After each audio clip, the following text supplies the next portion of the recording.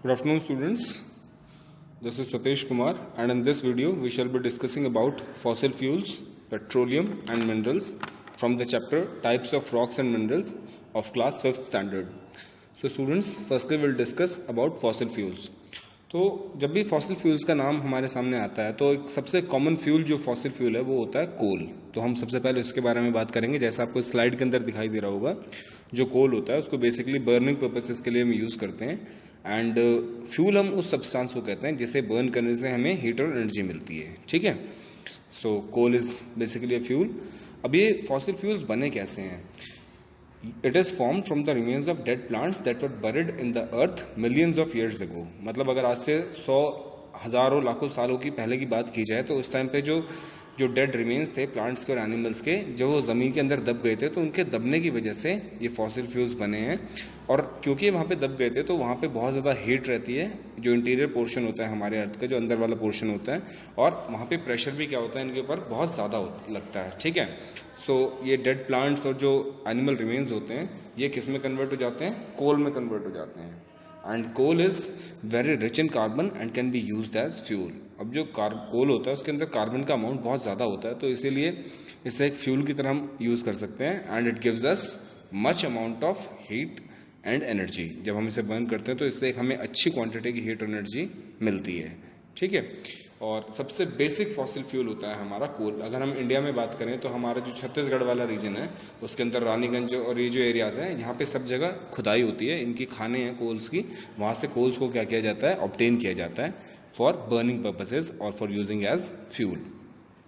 अब स्टूडेंट्स, आपको जैसे स्लाइड के अंदर दिखाई दे रहे हैं 4 टाइप के कोल हैं हमारे पास। तो जो कोल होता है वो 4 टाइप का होता है: कोलपीट, इग्नाइट, बिटुमिनियस एंड एंथ्रासाइट। तो आपको यहाँ पे सब बिटुमिनस दिख रहा होगा, सब बिटुमिनस को कोलपीट ही कहते हैं। आपकी बुक में कोलपीट दिया हुआ है और यहाँ पे स्लाइड में सब बिटुमिनस दिया हुआ है। तो इग्नाइट कोल और एंथ्रासाइट और बिटुमिनस, ये 3 तो सेम है जैसा आपकी बुक में दिया हुआ है। तो these are the 4 different kinds of coal which is obtained. And uses की बात अगर हम करें तो मैंने आपको पहले बता दिया कि एक तो फ्यूल की तरह यूज़ होता है। फ्यूल की तरह कहाँ पे यूज़ होता है ये?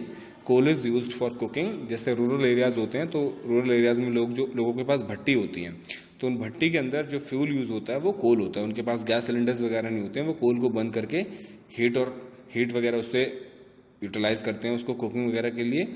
And for producing electricity in power plants, जैसे थर्मल पावर प्लांट्स होते हैं जहाँ पे कोल को बर्न करके स्टीम बनाया जाता है। That you will going to study about in your senior classes कि कोल से कैसे इलेक्ट्रिसिटी बनती है। मतलब कोल्स को पहले जलाया जाता है, उससे वाटर को हीट करके स्टीम बनाया जाता है, और फिर स्टीम इंजन्स के अंदर क्या होता है, उसको क्या किया जाता है, टर्बाइंस के ऊपर डाला जाता है और फिर इलेक्ट्रिसिटी बनती है हमारी। ठीक है, and it is also use as fuel in steam engines, in factories and furnaces and in extractions of metal. कई जो मेटल्स हम जो उनकी ओर से एक्सट्रैक्ट करते हैं कहीं से, जैसे मेटल्स के अंदर कुछ इम्प्योरिटीज़ होती हैं, उनको अलग अलग करने के लिए हीट करने के बाद उन मेटल्स के अंदर जो इम्प्योरिटीज़ होती हैं उनको अलग करने के लिए भी हम कोल का यूज़ करते हैं। सो जो कोल है एक बहुत ही इंपॉर्टेंट फॉसिल फ्यूल है हमारे पास, but it is also in limited amount.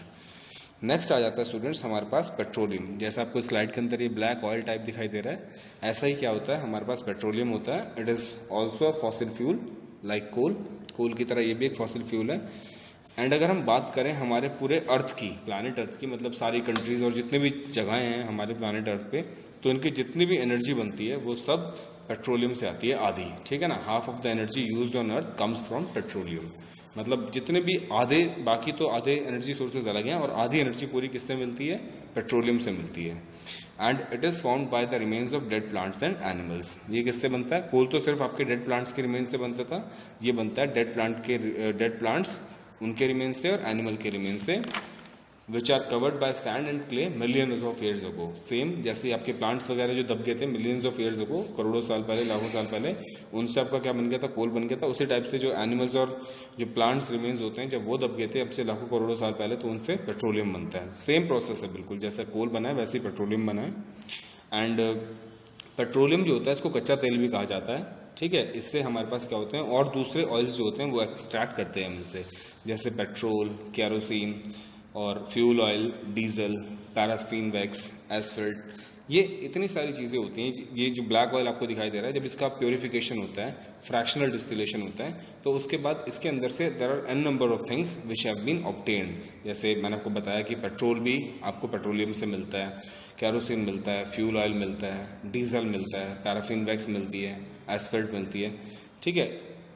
But asphalt is not a basically a fuel, are also extracted from petroleum. अब यहाँ पे एक टर्म यूज हो रही है एक्सट्रैक्टेड। एक्सट्रैक्टेड का मतलब होता है स्टूडेंट्स किसी चीज़ को किसी दूसरी चीज़ में से ऑब्टेन करना, ठीक है, उसको बोलते हैं एक्सट्रैक्ट करना। देन पैराफिन वैक्स जो होती है वो कोई फ्यूल तो होती नहीं है, it is use to make candles and asphalt is use to make tar roads.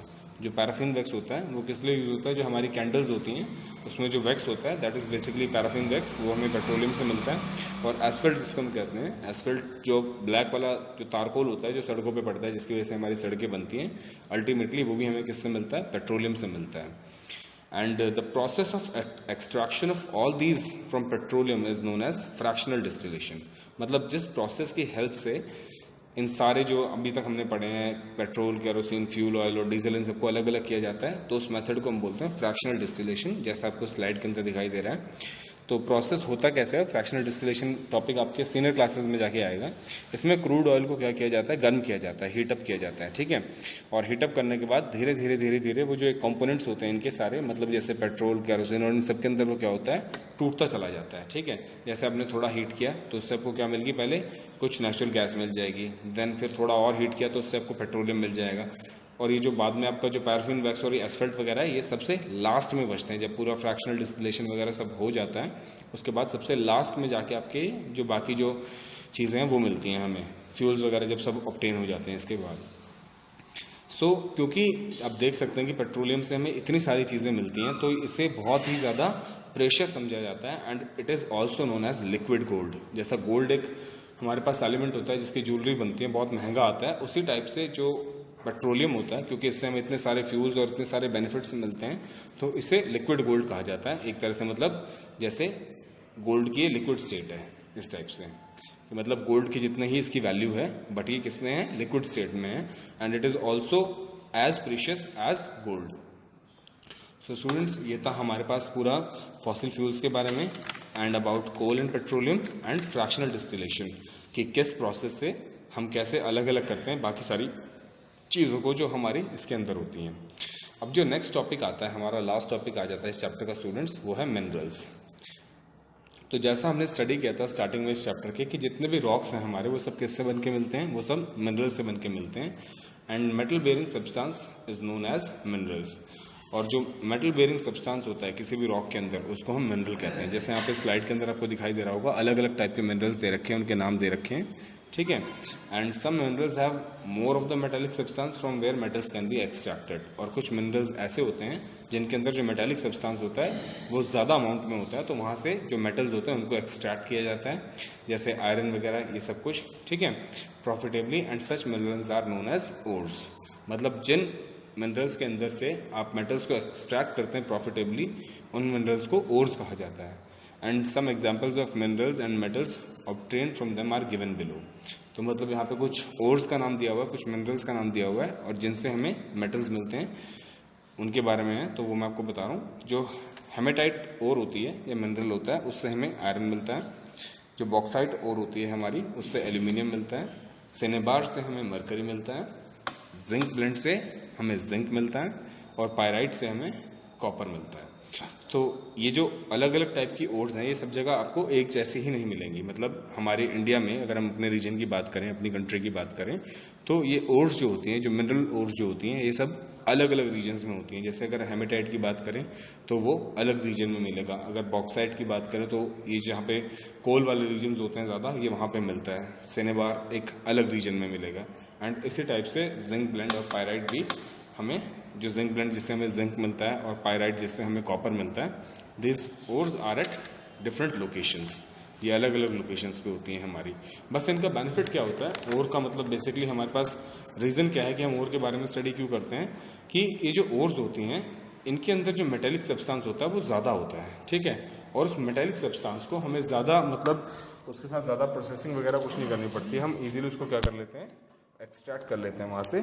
So that is the reason that these mineral ores are quite important for us, ये हमारे लिए बहुत ज़्यादा इंपॉर्टेंट है इसी वजह से।